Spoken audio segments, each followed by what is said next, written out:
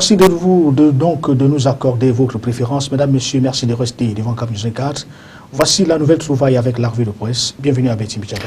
Merci Constant et bienvenue à vous, chers spectateurs de Cap News 24. Dans la toute première livraison de cette semaine, nous nous intéressons au quotidien national bilingue qui est à parler de cette fermeture des églises avec la mise au point du gouvernement. Il faut dire qu'après ces décisions respectives amenées par les sous-préfets, le ministre de la Communication s'est trouvé dans l'obligation de faire une mise au point. Et Sachirouma Bakari était devant la presse nationale et internationale vendredi dernier pour dire toutes les raisons de cette fermeture et surtout, il s'est dit que cette opération vise tout simplement à mettre hors d'état de nuit les églises clandestines et ceci également à amener les uns et les autres à respecter la réglementation en vigueur. Il faut dire que dans cette édition de Cameroun Tribune, la toute première trouvaille de la semaine, on parle également de ces Camerounais de la diaspora qui voudraient apporter leur touche à la mise en place de l'agriculture de seconde génération. Ces derniers ont retrouvé le ministre des Relations extérieures, c'était la semaine dernière à Yaoundé, pour dire leur rapport scientifique et aussi financier a fait donc de la mise en place de cette agriculture de seconde génération qui vise tout simplement à développer le secteur agricole au Cameroun. Et nous allons sortir avec la rentrée scolaire, le véritable casse-tête permanent. On est déjà dans les couloirs de celle-ci. La rentrée est annoncée pour être effective à partir du 2 septembre 2013 prochain. Betty, la suite avec vous. On parle sécurité intérieure avec le quotidien Le Messager. L'armée française fait la police au Cameroun. Une partie des troupes de l'opération Serral du Mali s'est repliée au nord du pays, officiellement pour barrer toute retraite aux islamistes. Mais, annonce donc le journal, page 2 pour les précisions, sous pression, le régime de Yaoundé a fini par plier l'échine. Dans sa trouvaille, le journal de la rue des écoles parle également du contentieux préélectoral avec cette fois le SDF qui critique la Cour suprême. Il faut dire que le parti d'Eni John Fondi est très remonté contre les décisions prises par la haute juridiction. Et ceci à travers son avocat, Maître Madame, qui a donc défendu le dossier devant la haute juridiction du pays. Jeu de la francophonie, nous sommes toujours avec le quotidien Le Messager. Le ministère des Sports et de l'Éducation physique redoute une fugue des athlètes camerounais. Adoum Garoua supplie les concernés de revenir au bercail après la compétition.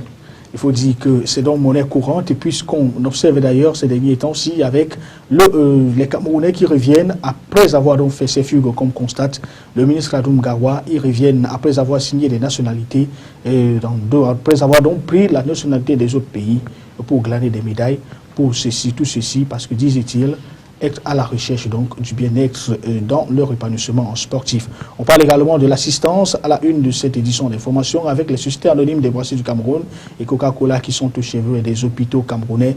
Il est la question d'un programme pour doter en matériel médical et médicaments tous ces centres hospitaliers à travers le triangle national. La suite, c'est avec le quotidien Mutation à Béthine. Et le quotidien Mutation qui parle des détournements à sa grande une. La justice ouvre une enquête sur Essimi Meigné. Un rapport transmis à la chancellerie fait état d'une distraction de 3 milliards de francs CFA. Les investigations prescrites par Laurent Esso sont actuellement en cours. Allez savoir à la page 6 de quoi il s'agit effectivement. L'opération Épervier s'invite aussi à la une du quotidien Mutation pour parler cette fois du trésorier payeur général de Yaoundé, qui est du sud, le trésorier payeur général du sud et qui est donc à Kodengui. Djidéré, Etina et 10 autres fonctionnaires des régies financières sont accusés de paiement fictif des émoluments. Et on en parlait tout à l'heure avec le quotidien bilingue national Cameroun Tribune. Eh bien, Mutation revient également sur cette information. La stratégie du gouvernement contre les églises de réveil, la fermeture des temples pentecôtistes va se poursuivre, annonce donc le journal dans sa page 12. Et voilà, pour donc améder sur le chemin de Dieu, il ne reste plus qu'à prier puisque c'est désormais l'achat des bébés qui est en vigueur.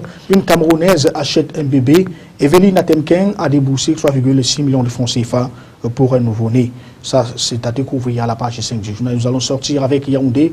70 perroquets gris saisis à l'aéroport international de Yaoundé-Simalène. Ils se trouvaient dans un véhicule d'immatriculation militaire. Et le ministre Essimi Meigné fait également la une de l'anecdote de ce jour. Essimi Meigné vend une société d'État à son cadet. Une procédure de gré à gré instruite par l'ex-ministre des Finances cède l'actif de la société camerounaise de tabac à son petit frère contre 50 millions de francs CFA. L'actuel ministre de la l'agriculture serait le vrai propriétaire de l'entreprise restructurée aujourd'hui. En toile de fond, le contrôle de près d'1 milliard de subventions accordées aux tabaculteurs par le ministre de l'Agriculture et du Développement rural. Concessions, compromissions et défis d'unité au menu. Rentrée scolaire, zoom sur une escroquerie en coaction. Allez donc savoir comment les uns et les autres se battent pour inscrire leurs enfants dans les différents établissements scolaires. C'est un dossier à découvrir également dans le journal de Jean-Pierre Claude et Jean-Pierre Bellinga à Mourou.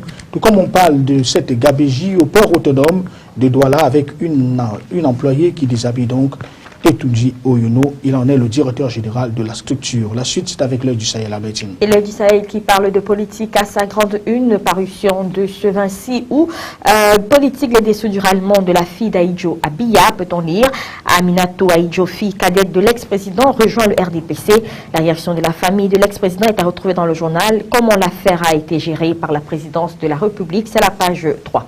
Office céréalier, on en parle dans la partie septentrionale du pays encore, avec le lapideur de Rebouba qui coupe la tête de Gilbert Goulermont. On y arrive. Le DG de l'office céréalier devrait être prochainement remplacé par Kassimou Mohamedou et le délégué régional de l'agriculture du Nord par Dewa Mohamed. C'est à découvrir à la page 2 du journal régional. Avec la nouvelle, c'est un autre journal qui paraît sur la place nationale. Le déballage, Charles Tundi déshabille Chini et Vuna dans une correspondance incendiaire. Il étale les multiples maladresses du super maire de Yaoundé. À lire absolument, donc, dit le journal, c'est à la page, c'est une information qui est relatée de la page 6 à la page 9. Et puis on y va avec l'intégration, avec à la une, la viande de bœuf impropre à la consommation dans le commerce. À lire donc le grand reportage consacré à cette viande dans les colonnes du journal. Il faut dire que c'est un reportage qui a donc été mené à l'abattoir de Touti, c'est dans la ville capitale politique du pays à Yaoundé. Tout comme on parle également, toujours à la une du journal Intégration, c'est un cri de cœur avec l'abattage donc de ces éléphants et qui continue. Le Gabon lance donc un appel à l'Organisation des Nations Unies. Et puis on va sortir avec le génocide intellectuel et spirituel de l'Afrique. Kouma Doumbé III, comme Tchekanta Diop, ce dernier est un prince dans la région de Littoral. Il a donc donné une conférence de presse l'autre jour, il y a quelques jours, dans la capitale économique du Cameroun. C'était pour appeler les uns et les autres à la prise de conscience. Toujours dans la revue de presse, cette fois avec le quotidien de l'économie, le journal d'Éric Ekouti, qui est donc dans la place pour parler de la rentrée scolaire, avec cette interrogation, pourquoi l'école est devenue si chère, et découvrir tout simplement dans les colonnes du journal. Et voilà qui nous amène à la page internationale à Bétine. Et la page internationale, nous commençons par la tribune. Hollande, le tournant fiscal, c'est maintenant. C'est la question que se pose le journal dans sa grande une. Et si le frémissement de reprise reconduisait François Hollande à renoncer à la facilité de hausse d'impôts, tout indique en tout cas que le temps est venu d'avoir la main plus légère côté prélèvement, y compris pour le financement des retraites. Contribution climat par SCA Genève. Voilà, la taxe carbone n'est pas une fiscalité de plus.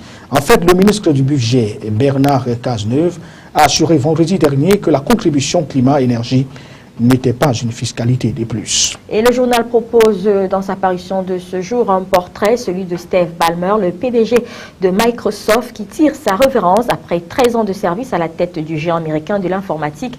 Steve Ballmer a annoncé qu'il partira d'ici un an. Et on parle donc avec ces histoires de scandale. La banque JP Morgan tente de redorer son blason. On y arrive. JP Morgan souhaite réduire ses interactions avec certaines banques étrangères pour réduire les risques auxquels elle est exposée. La suite, c'est avec le Figaro. Le Figaro qui s'intéresse au Parti socialiste dans sa parution de ce jour, plus précisément aux retraites. La hausse de la CSG passe mal. Rien n'est décidé, a dit hier à la télévision le Premier ministre avant la reprise des négociations avec les partenaires sociaux ce lundi. Mais une hausse de la contribution sociale généralisée est probable. La mesure est très critiquée par le patronat, une partie des syndicats et de la majorité. Dans le même journal, Fabius, on ne peut pas accepter les recours ou le recours donc aux armes chimiques en Syrie. Ça, c'est le ministre des Affaires étrangères qui parle de la crise syrienne. Dans un entretien au Figaro, le ministre des Affaires étrangères réagit aux derniers développements de la crise syrienne et appelle à une réaction forte après l'utilisation d'armes chimiques la semaine dernière à Damas, à la veille donc de la conférence des ambassadeurs. Il dresse également le bilan de sa première année au Quai d'Orsay. L'équipe s'intéresse à la première victoire du Paris Saint-Germain dans la Ligue 1, Nantes 1, Paris 2. Paris passe la première victoire de la saison contre Nantes hier et le bond au classement 8e à 4 points du leader Marseille ne permettent pas de conclure que le PSG a atteint sa vitesse de croisière. Cependant, page 2 et page 3 pour les détails. Toujours à la une donc, du journal L'équipe, c'est le cyclone Nadal qui est annoncé à New York. En fait, l'Espagnol numéro 2 mondial attaque l'US Open avec une chance de récupérer la première place. La suite, page 14 et 15 du journal. Et voilà les Échos qui parlent à son tour des retraites avec l'option CSG de plus en plus contestée, Albertine. Jean-Marc Ayrault consulte à partir de ce matin le patronat et les syndicats. La piste d'une hausse des cotisations retrouve les faveurs du gouvernement selon les Échos.